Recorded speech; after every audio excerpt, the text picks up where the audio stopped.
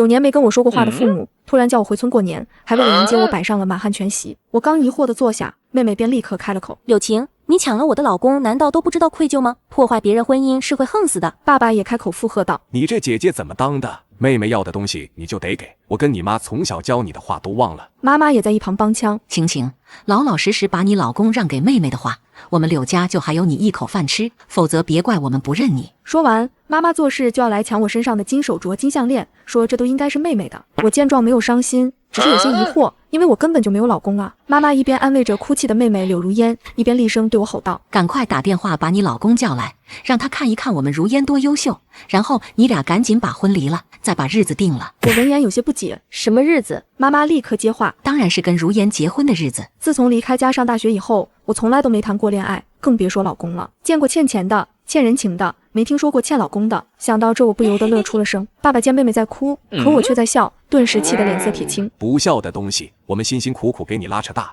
你傍上大款，不知道让给妹妹，不知道孝敬父母，我没你这样的闺女。闻言，我冷笑一声，眼睛毫不畏惧地看向爸爸：“你什么时候拿我当过你闺女？我出生时刚好赶上灾年，而妹妹柳如烟出生时风调雨顺，家里还盖了大瓦房。迷信的爸妈认为我是扫把星，而妹妹是福星。从小到大，妹妹吃肉，我连汤都不配喝，只能吃咸菜疙瘩配糙米粥。妹妹怕热，家里买不起电扇，就让我跪在她床头给她整夜扇风。高中的时候，我得了急性阑尾炎，妈妈却只给我买了个20块钱的黄桃罐头。可后来柳如烟割了双眼皮，花了2万块，爸妈竟照顾了她7天7夜。我也问过爸妈，我不是你们的女儿吗？为什么不爱我？”率先回答我的是一个耳光：“家里少你吃少你穿了，把你养大还养出仇了，敢质问上你老子老娘了。”从那以后，我再不奢求爸妈的爱，我只想逃离这个家。在上了大学后，我便跟家里断了联系，一走就是9年。面对他们莫名其妙的谩骂，我一点也不想跟他们废话，直言道：“我根本就没有老公。”没想到妈妈听了我这话，倒是突然喜笑颜开：“那意思你们还没有结婚，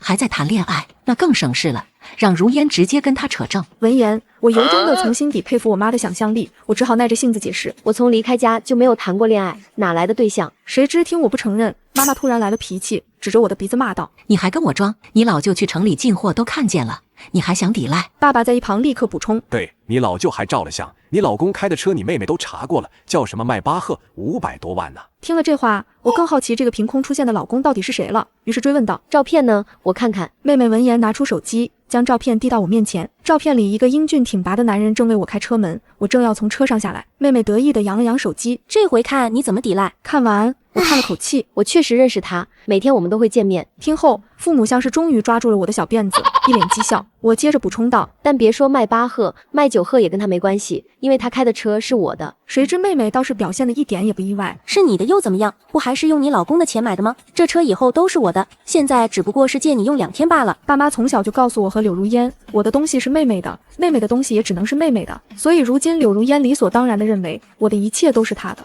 柳如烟还在得意地说着：“以后等我们在一起了，以我的姿色，10辆迈巴赫他都会送我，到时候我要带着爸妈一起去住大别墅。倒是你，如果你求我，我也可以施舍个别墅保洁的工作给你。”妈妈闻言被柳如烟哄得喜笑颜开：“好样的，我的大宝贝就是有志气，知道带着爸妈享福。”爸爸见状也跟着帮腔：“你看看你妹妹，发达了都想着你，再看看你，哪有一点当姐姐的样子？”我看着妹妹头发油得能炒菜，肚子3层游泳圈的样子，鄙夷地问：“你怎么觉得他会抛弃我选择你？”闻言，柳如烟还没等说什么，妈妈倒先急了：“如烟能吃能睡，一看就身体好，怎么就看不上我们如烟了？”柳如烟也附和着妈妈，得意道：“看你那3两肉的样子，一看就不好生养，只有我这样丰满的身材才是霸总的菜。小说里都写了，霸总就喜欢我这种贫苦人家的小莲花人设。”我本以为我早就习惯了，但在听到这句话时，还是差点忍不住笑出声。见我这样，爸爸还以为我在后悔的哭，语气缓和了些：“晴晴，你也不用哭，只要知道错了，我们就还认你。”接着，爸爸话锋一转，开始提要求：“这么多年你上班肯定也攒了些钱，我跟你妈也不多要，你出300万给你妹妹做陪嫁。你妹妹虽然是去过好日子的，但还是要带点东西有底气。”妈妈也赶紧补充：“我听你表姐说你在城里还买了套房，你准备手续，尽快过户给你妹妹。咱们虽然是农村人家，但出嫁一次也不能让人瞧不起。”我不敢相信自己听到了什么，人居然可以无耻到这个地步。你们可真逗，你怎么不陪嫁你在县城刚买的2手洋老房啊？惦记我的房子干什么？爸爸一听这话，冲到我面前，唾沫横飞地骂道：“那养老房花的是我们的钱，给你妹妹那不成别人家的东西了吗？就你还大学生呢，书都读狗肚子里去了，狗屁不懂。”爸爸越说越激动：“你以为我们的钱是大风刮来的？你当我们挣点钱容易啊？什么你的我的，你的东西都是柳家的，让你出这些已经是便宜你了。这么多年都是你妹妹在家陪着我们，你哪尽半分孝心？我丝毫不给他们留面子，直接揭穿道：柳如烟那是她没念大学，根本找不到工作，只能在家待着。这时柳如烟猩红着眼睛，尖声喊道：还不都是因为你？如果不是你，我怎么会没有大学念？说不定现在找到好老公的就是我了，都是你害的我。还不都是因为你？如果不是你，我怎么会没有大学念？说不定现在找到好老公的就是我了，都是你害的我。提到这件事，我就气不打一处来。高考时我考上省会的211，柳如烟连个专科都没考上。爸妈知道后，把我的录取通知书的名字直接用钢笔改成了柳如烟。无知的他们以为这样就能让柳如烟顶替我上大学，他们的计谋最终没得逞，便一直宣称是我抢了妹妹上大学的机会。柳如烟又理直气壮地说：妈妈说姐姐生出来就该让着妹妹，你现在找到有钱老公了，这种好东西就应该归我，这是我做妹妹的应得的。你一直不同意，不会是因为你是在外面给大老板当小三吧？不然怎么可能有老板看上你？我实在不想再跟他们胡扯下去，站起来要走，怎料被爸爸拦住去问：站住！今天你不答应，我们就出去让大家评评理。我家的大女儿在外面给人家做娼妇，当小三，回来穿金戴银的跟我们耀武扬威。我无奈至极，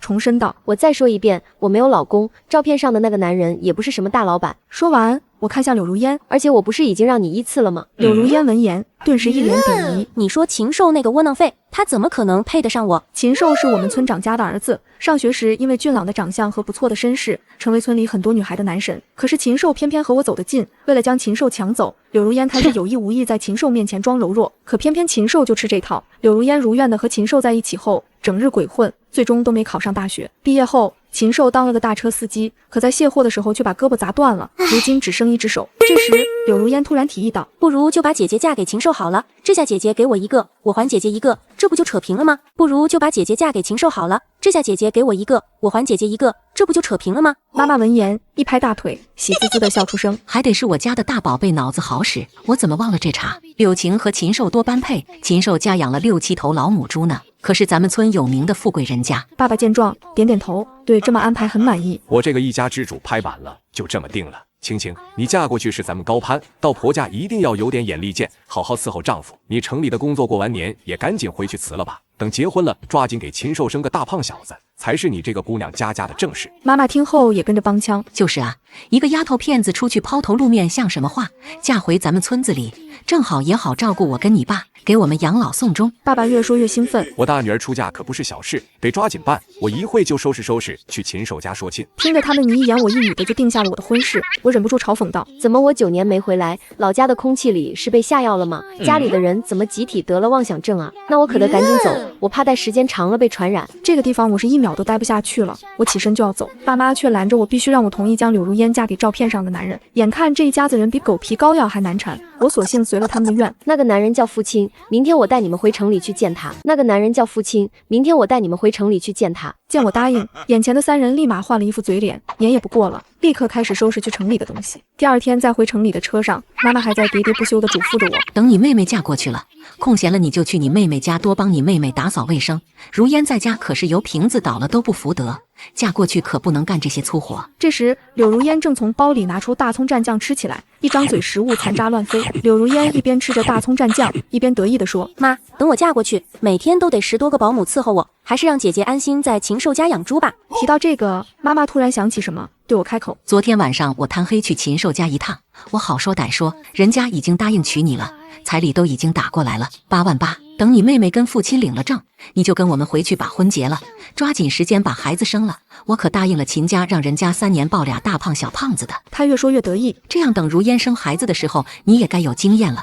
到时候你去给如烟伺候月子，连月嫂的钱都省了。闻言，我冷笑一声：我怎么记得人快死了的时候才会交代后事呢？唠叨什么？到家后，时间已经很晚了，我带他们回了我市中心500平的大平层。3人进了屋就被这房子惊到了。柳如烟开心的直接蹦了起来：这就是我以后的家吗？我柳如烟果然就是当富贵太太的命。这就是我以后的家吗？我柳如烟果然就是当富贵太太的命。我无奈的解释道：这不是父亲的房子，这是我家。爸爸听后一脸不屑的反驳：说瞎话不打草稿，你一个丫头片子能挣几个钱？这肯定是我的好2女婿家的房子。这3个人一点边界感都没有的在我家闲逛起来。见状，我不再理会他们，只是打开手机发了一句消息，明天直接去公司。那边秒回我收到。第二天，我带着爸妈和柳如烟来到市中心最高的写字楼。妈妈看着眼前的大楼，眼睛都亮了，好奇地问：“父亲在这上班？”我点点头。他们3个见状便默认了这是父亲的公司，对于父亲的财力十分满意。我带着他们走了进去，一路上迎面走过来的人都向我颔首打招呼。柳如烟在我身后耀武扬威地说：“妈，你看他们是不是都已经把我当老板娘了？”妈妈听后也一如既往地捧着柳如烟，夸赞道：“我女儿就是带老板娘的派头。”我闻言只笑笑没有说话。到了顶楼会议室，他们见到了一身正装的父亲。我向父亲介绍眼前的是我的父母和妹妹。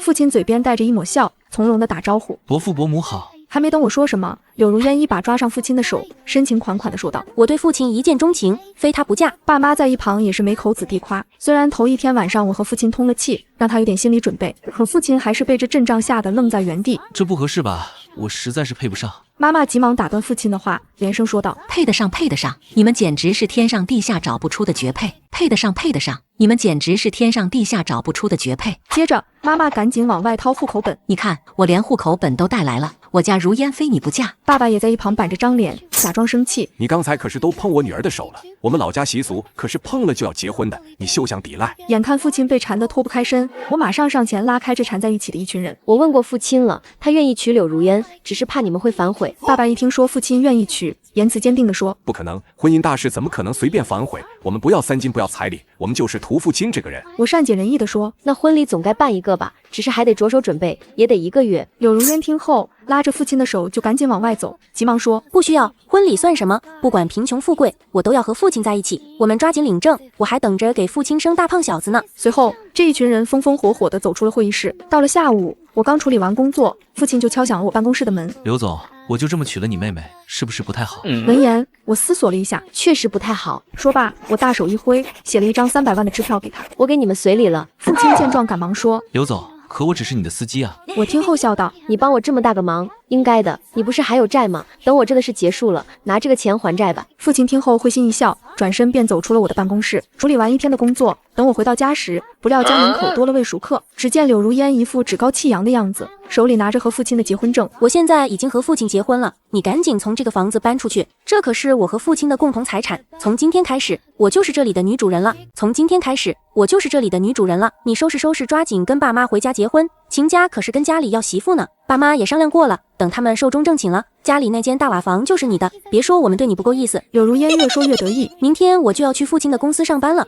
我高中毕业又能怎么样？照样当公司的老板娘。你上过大学又怎么样？照样要回家去喂猪。见状，我语气冰冷地说道：“我什么时候答应嫁给禽兽了？我放着几百平的大平层不住，去住那个4处漏风的大瓦房，是你们脑子有病了，还是我脑子有病？”说完，我当着柳如烟的面拨通了父亲的话，并且开了免提：“父亲，明早还是老时间来接我。”电话那头传来父亲的声音：“好，我准时到。”柳如烟见我当着他的面如此挑衅，表情瞬间狰狞。柳晴，你个不要脸的贱人，居然还敢骚扰我老公！你以为我老公会对你还有感情吗？他现在眼里可全是我。闻言，我嗤笑出声，讥讽道：“父亲眼里全是你，是因为你太胖了，他眼睛放不下吧？而且我让我的司机明天来接我上班，跟你有什么关系？”柳如烟听后，表情瞬间变得茫然起来，几秒后，他又强作镇定地说：“不可能，父亲今天可是开迈巴赫带我去领的证，他还有那么大的公司，怎么可能是你的司机？他还有那么大的公司，怎么可能是你的司机？”我夸张的惊呼：“他居然是开我的迈巴赫带你去领的证啊！那这辆车我可不要了，拉过猪的车我可不要，再买一辆好了，反正我的钱多的是。”我接着补充道：“哦，对了，你刚才说要去我的公司上班吗？那可不行，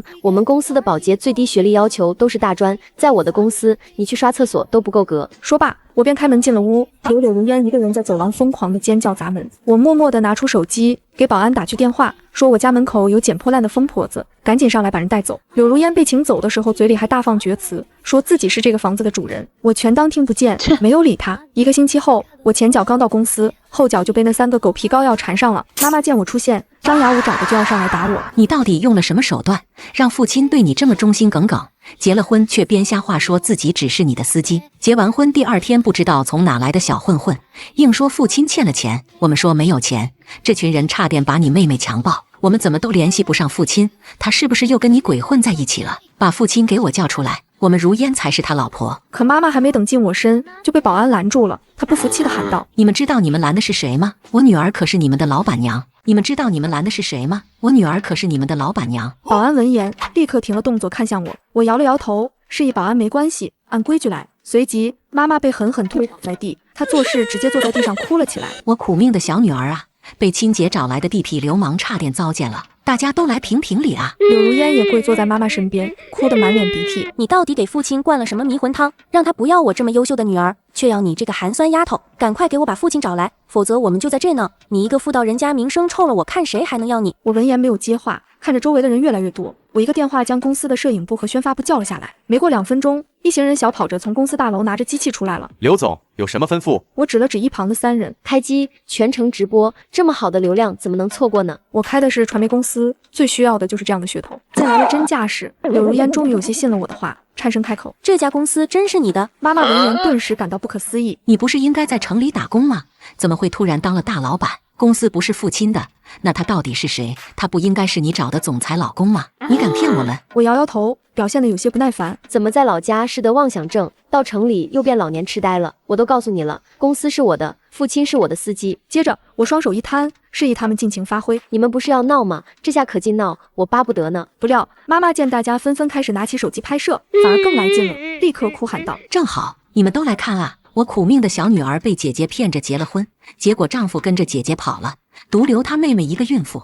我苦命的小女儿被姐姐骗着结了婚，结果丈夫跟着姐姐跑了，独留她妹妹一个孕妇。现在我女婿被这个不孝女藏起来了，他们就是欺负我们农村人没权没势，玩命的欺负我们啊！今天这事不解决，我们一家子就撞死在这，活着也没什么意思了。”我没想到竟然还能触发出这样的隐藏剧情。他们领证不过1个星期，连怀孕这样的事都能张口就胡说。直播间的人数飙升，人数直接突破10万，评论区中的言论也开始纷乱不堪，说什么的都有。都把人家肚子搞大了，居然躲起来了，真不是人。有的女人就是喜欢抢别人老公，果然资本的力量能吃人，连自己的家人都不放过。看她自己穿的倒是光鲜亮丽，爹妈跟妹妹这么寒酸，也真是忍心。见此情景，我一个电话将父亲叫了出来。父亲出来后恭敬地站在我身侧，我立刻问道：“父亲，我的好妹妹说她怀了你的孩子呢，你有什么要解释的吗？”父亲闻言一脸疑惑：“怎么可能？刘总，我都结扎了，手术时候还找你批了假条呢。况且我和他结了婚就没回过家，怎么可能冒出什么孩子？”这时，直播间的声音立刻翻转：“我的天，医学奇迹啊！结扎之后还能要上孩子了？送子观音，知道这事吗？”果然，我就看这一家子不是好人，看着就像无色无味，但是剧毒的那种人。听了这话，柳如烟的脸红一块白一块，但妈妈的2只眼睛还在滴溜乱转。我知道她又在想鬼点子了，但这场闹剧我已经玩够了。于是我拿出了那天在会议室的监控录像。你们看清楚了，是你们硬拉着父亲去结婚的。而且柳如烟亲口说过，不管贫穷富贵，她都愿意和父亲在一起。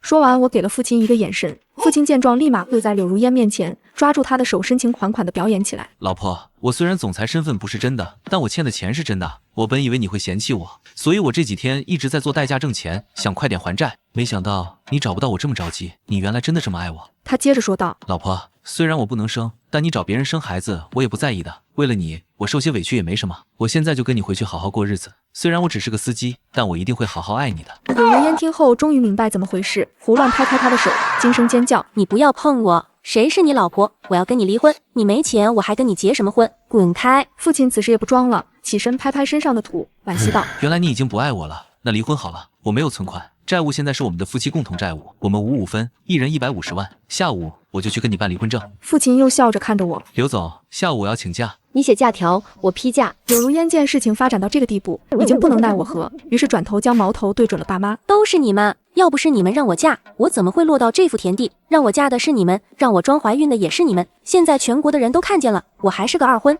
以后我可怎么办？谁还能娶我？妈妈心疼的要去抱柳如烟，安慰道：“好女儿，爸妈养你一辈子。”柳如烟立刻甩开他喊道：“谁要你们养？穷酸的要死，我怎么会有你们这样的爸妈？谁要你们养？穷酸的要死，我怎么会有你们这样的爸妈？”爸爸没想到柳如烟会这么没有良心，被气得2眼发黑。柳如烟，你就是这么想我跟你妈的吗？我们从小偏心你，没想到把你养成这样。柳如烟丝毫不顾被气得血压飙升的爸爸，依旧大喊：“我告诉你们，人是你们让我嫁的，钱必须你们替我还，不然等你们老了躺在床上，我要你们好看。”妈妈听了这话，像是突然反应过来什么，猛地向我扑过来哀求：“晴晴，我们错了，都是爸妈昏了头。你看你现在挣了这么多钱，你帮帮我们，我们可是一家人，千言万语不过一个亲字啊。我们以后好好补偿你，这次你帮帮我们，以前的事是我们不对，我们以后好好过日子，还是相亲相爱的一家人，答应我好不好，我的好女儿。面对他们的服软，我心里没有一丝波动，他们竟想三两句话就把这么多年的恩怨一笔勾销，怎么可能呢？这时，一个粗厚的声音从远处传了过来，在那边。我循声望去，只见禽兽一家也过来了。他们见到我妈，立刻骂道：“臭老婆子，收了我们的彩礼钱，我儿子的媳妇呢？想空手套白狼挣彩礼钱，没门！”他们说完，立刻上前去抓我妹妹。见状，柳如烟赶忙指着我辩解：“你们家的媳妇是她，柳晴才是要嫁到你家的人，不是我，放开我啊！”妈妈也赶忙阻拦：“搞错了，搞错了。我要嫁的是柳晴，不是我家柳如烟。”禽兽一家打量了一下我，又打量了一下柳如烟，他们见我身边都是精壮的保安，立刻调转话锋：“什么柳晴？我们一直要的都是柳如烟。柳晴一看就不好生养，细胳膊细腿的，连孩子都生不出来，我们就要柳如烟。”眼看柳如烟要被带走，父亲上前赶紧阻拦：“等一下，给我半个小时，我和他还有个离婚要办。等一下，给我半个小时，我和他还有个离婚要办。”闻言，禽兽一家彻底怒了：“好啊，你们闺女都结婚了，还要给我家说亲，原来真是要骗婚，给我打！”话音未落，一群人瞬间扭打在一起，爸爸被那群人打得住进了 ICU， 而柳如烟也在办完离婚以后被禽兽一家带了回去。禽兽还以柳如烟二婚为由，将彩礼减到了28000。婚后没多久，柳如烟就怀了孩子，但因为身上还有债务，柳如烟只能挺着孕肚，白天伺候婆家人，夜里出去倒泔水挣一些微薄的收入还债。爸爸的伤势很重，家里根本负担不起治疗费用，最终因为钱不到位，治疗不够及时，爸爸虽然捡回了一条命，却永远的成了植物人。等我再见到妈妈时，已经是3个月之后，她见到我立刻哀求道：“晴晴，妈妈真的知道错了，当年妈妈千不该万不该那样对你，但你爸爸现在在医院的费用太高了，你行行好，帮帮家里吧。”说着，妈妈就要给我下跪，我立刻拦住了她：“你还记得吗？当初我快死了，跪下求你们带我去医院看病的时候，也是这样的。”闻言，妈妈表情一愣，语气急切了起来：“不是的，当时咱们家里真的不宽裕，但说到底你不都活下来了吗？那些陈芝麻烂谷子的事就不能让它过去吗？人总不能一直活在过去啊。”听着她的话，我冷笑一声：“那爸爸现在说到底不也都活下来了吗？”说罢，我拿起手机给妈妈转了20块钱，然后利落的将它删除。去买个黄桃罐头吧，吃了就没事了。随后，我叫保安将他赶出了公司，又拨通了秘书的电话。上次的那场直播有多少收益？刘总，各个渠道统计下来，足有3000万。听后，我嘴角挂上一抹笑容。很好，开个新项目，把这件事拍成短剧，将利益最大化。我要赚更多的钱，去更多的地方，尝试更多新的东西，不为别的，只为了补偿曾经那个委屈的自己。